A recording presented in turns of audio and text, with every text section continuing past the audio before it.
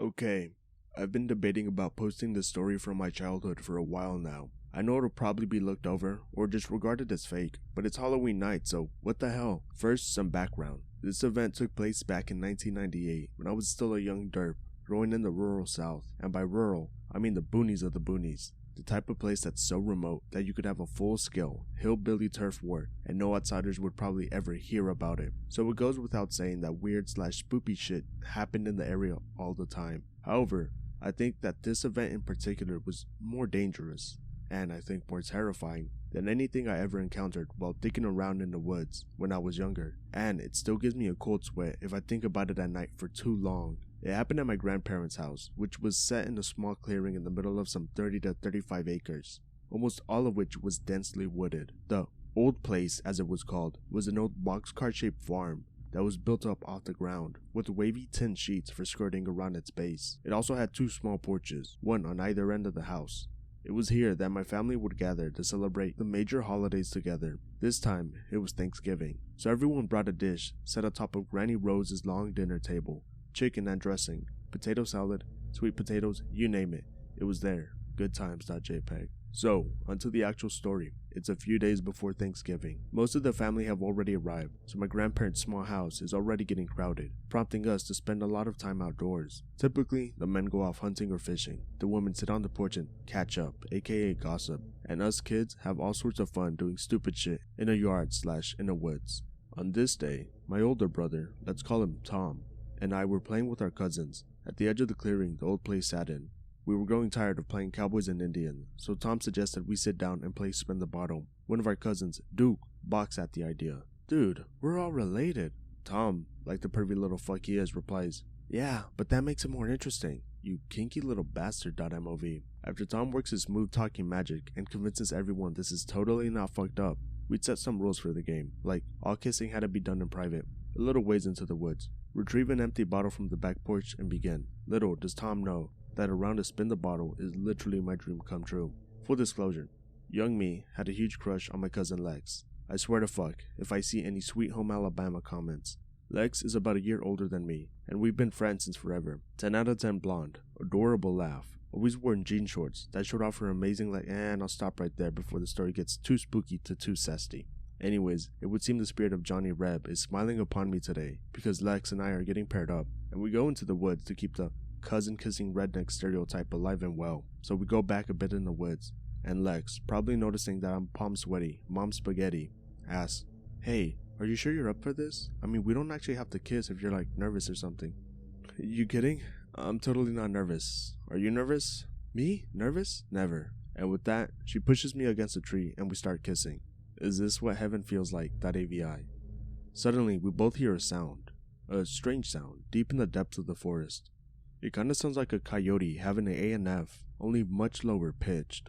We look at each other, shrug it off, and get back to business. But we hear it again. This time, it's noticeably closer. It's too guttural to be a coyote, but definitely has a canine sound to it. Then, we hear a gunshot. Just great, I think. I'm getting kiss blocked by one of my uncles hunting too close to the house. And then another gunshot, and whatever is out in the woods screams out in pain. I about shit myself at how horrifying the screaming sounds. Lex and I book it back to the house like a possum in a hailstorm. We make it back to the old place just in time to see Tom and the other cousins clamber onto the back porch, yelling over at everyone as they try to explain what they just heard. After they manage to get out a few coherent sentences, Granny Rose's face gets very serious, and she orders everyone inside immediately. Doors get locked, shades get pulled, Granny Rose goes DEFCON 1. She goes into her bedroom and returns with an old side-by-side shotgun, which I don't think anyone knew she owned. It was a Sears and Roebuck, Grandma's got a gun.png. She keeps the barrels trained on the back door, almost like she expects something to tear it off the hinges any second. Everyone's confused as just what the hell is going on, but Granny Rose just tells everyone to hush up and wait for the men to come back. Soon enough, Granny Rose declares she sees my dad, my uncles, and Pops, my grandfather, hauling ass back towards the house from the woods. Pops and his brother, Uncle Ed, are leading the group, but they both have their guns trained down the woods behind them. Granny Rose opens the back door and ushers them in, meeting Pops with a knowing look. Pops, white as a sheet, replies, it's back. Bill wounded it, but it's back. So, everyone in the house beside my grandparents and Uncle Ed are wondering what it is. and why we're all hiding indoors on such a beautiful day. The men are concerned, the women are angry, us kids are scared. We need answers. So Pops, in his typical to-the-point fashion, flat out tells everyone there's a monster stalking the property. Wait, what? He says the creature had shown itself before in 1979, when Pops and Uncle Ed were also out hunting. It tried to attack them, only to be repelled temporarily by gunfire. Pop says it came back that night and attempted to claw its way into the house. Of course, he and Ed let the fucker up through the door. However wounded as it was, it broke into the kitchen in a rage, and, in its frenzy, managed to knock into a cabinet, spilled salt all over itself. According to Pops, the salt burned into the creature like acid or something, said it smelled like hot tar. Howling in pain, the creature retreated into the woods, where it hadn't been seen nor heard from until half an hour ago. Fuck. At this point, my cousins and I are huddled in a scared bunch behind the dining table. I'm holding onto Lex's hand pretty hard, and she's death gripping my back. A few of the women act like they want to scoff off this nonsense, but we all know Pops has never bullshitted anyone.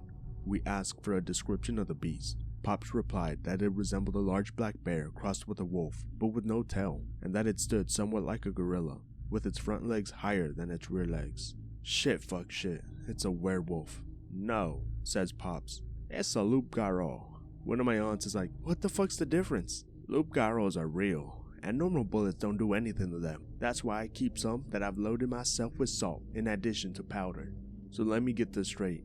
There's a fucking bulletproof monster stalking the woods around us. It's probably coming back this very night, but you're pretty sure you can hurt it with salt. What is my life.jpg? Duke, trying to act macho, pipes up and says something like, I'm not scared of some freaking Mardi Gras werewolf. Ranny Rose's reply, you should be, sonny. One of my uncles asked why the hell we can't just leave and wait for it to go back into the woods. Ranny's response was something like, it'll be right back when only Pops and Ed and I are here, and we sure as shit ain't fighting it alone at our age.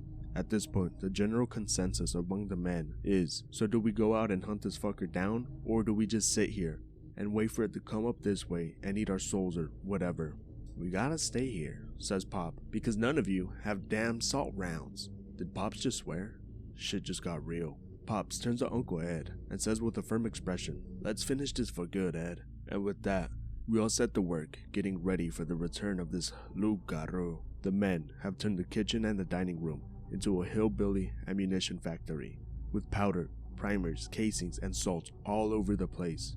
Where the fuck did this stuff even come from, you ask? Apparently, Uncle Ed was a reloading fiend, and since he practically lived at his brother's house, he kept all of his reloading shit in the shed a few feet away from the house. A blessing from the Lord, Veggie tells. Most of the women and us kids worked to fortify the house by moving the larger pieces of furniture in front of the windows. We managed to reach some of our relatives that had not yet left their homes and told them by phone to come over now, but not before buying a fuck ton of salt. An hour later, they arrived with said fuck ton of salt, several firearms, and also several questions. No time to explain. Help us spread this shit across the lawn and ward off the Cajun werewolf. Wait, what? My mom had this idea that a ring of salt around the house might help deter the beast. So we did that, but kept it pretty narrow because we don't want to use up all the salt. This is all done under the careful eyes of Granny Rose, who keeps her shotgun in her lap as she watches the woods beyond the clearing while we work. After we finish outside, we go in, lock all the doors, sprinkle salt on every windowsill across all door frames, and wait. We all try our best to go through the rest of the afternoon like normal, but it's clear everyone is on edge. The sun starts to go down, and the adults instruct all the kids to get ready for bed. You what, mate? You really think we can sleep at a time like this? Also, every boy has to sleep in the bed with one of the girls, so they aren't scared. Never mind, sign me the fuck up for Dreamland. We all pile into one of the guest bedrooms in the middle of the house. Our numbers aren't even, so two of my boy cousins get paired up together. Heh, no time for jokes though, as I see Lex come into the bedroom wearing a thin white tank top and plaid PJ shorts. God save the South.mp3. Pops checks us in before turning out the lights and gives each of the oldest kids, Tom, Lex, Angie, and me, a revolver or pistol to put by our beds. It's dangerous to sleep next to your cousin. Take this. I get a Charter Arms snubby, which I'd shot a few times before, but obviously I'm not thinking about that right now. Pops turns off the lights and wishes us a good sleep as we can get and shuts the door. We sort of do the small talk that people do before they drift off to sleep, mostly centered on, you think you're gonna get eaten? Nah, the salt will stop it. Aunt Verdi said so, etc. After a few hours, We one by one drift off to sleep, of course except me and Lex, and Tom, who I'm pretty sure was getting frisky with cousin Angie, one bunk above ours. Lex turns over in the bed to face me. She puts her hand on my shoulder. Oh fuck. Hey Anon, she whispers. About earlier in the woods, was that just for a game or was it something else? What do you mean? Spaghetti is projectile firing from my pockets. I mean, your kissing didn't feel like the kind of kissing someone only does on account of a game. Did you not like it? She giggles quietly. I didn't say that. She drapes one of her bare legs across mine. She knows. She fucking knows. All I can say is, Lex, before she interrupts me with a kiss, and they're off to the races. We make out for several minutes, with me dorkily saying, I love you in between kisses, and Lex saying, I know dummy, and kissing me harder. After a while of us making our redneck ancestors proud, Lex jolts up from the top of me and whispers, Did you hear that? My mind is swimming. I can't hear shit. It's probably just the adults moving chairs or something. Nah, I was definitely outside. Can you go with me and check? I'm understandably reluctant to leave the bed, but it's for Lex. I get up and sneak over the window, Lex holding my hand as we go. I'm thinking, I swear, if it's some fucking raccoon out there trying to cock block me by making a racket. We get to the window, and as I pull back the curtain, we both gasp in horror. It's at the window. The fucking Loup motherfucking Garou is at our window. It's leering at us with yellow eyes, with its muzzle pressed against the glass and fogging it up, sort of like pick related. Remember that the house is raised a good 2 feet off the ground, so this thing has to be at least 7 feet tall to stand as high on the window as it is. Lex and I are frozen. I remember that the snub is still on the bedside table. I need a weapon.png. Also, why the fuck did we not cover this window? The beast moves its head back and sort of nips at the wooden frame on the outside of the window, still making a grimace/grin with its teeth. It's fucking taunting us. I ask, how did it get past the ring of salt? Maybe it only hurts to touch the salt, and it just jumped over it.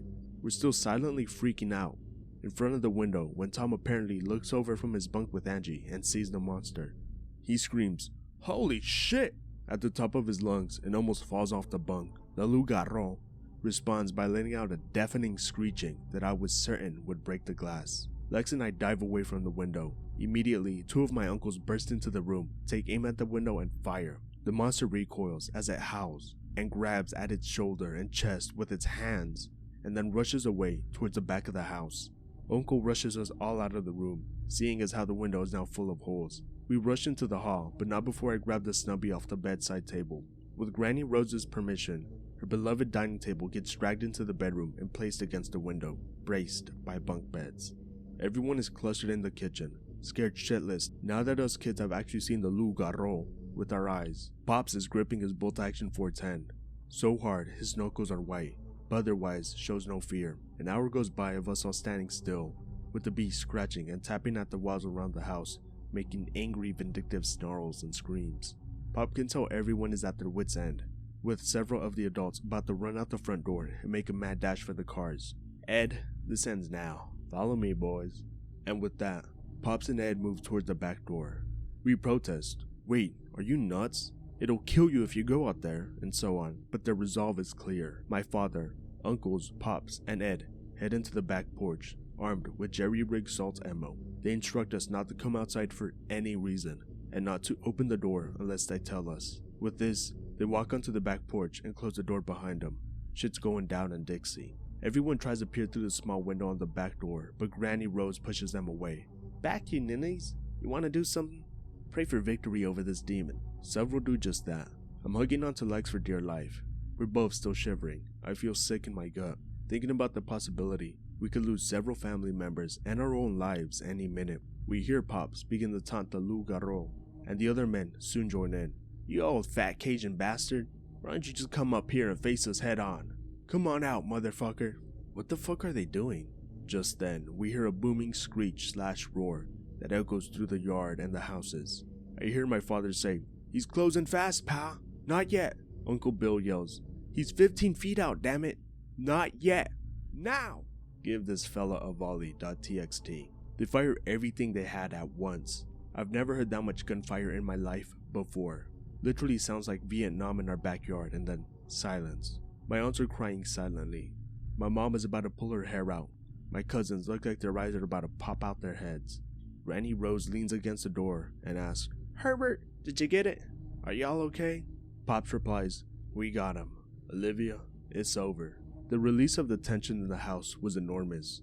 We all slumped down where we stood or sat, relieved and exhausted, as it was probably like 2:30 in the morning. Pops, Ed, and the others come back inside, but refuse to let us see the dead beast until daylight, save a few of the men who want to stay up and armed, just in case. Most of us lie down for the rest of the night, but no one probably does much sleeping.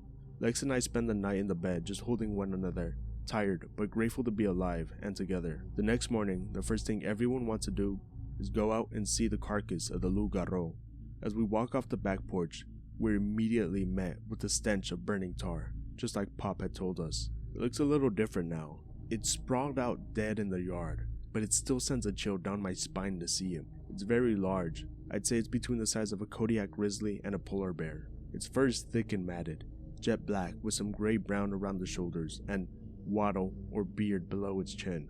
The general body shape is that of a bear, but its limbs are noticeably longer, and the end of its paws resemble human hands, thumbs and all. Its head is like a wolf's, long, muzzled, pointy ears, teeth bared even in death.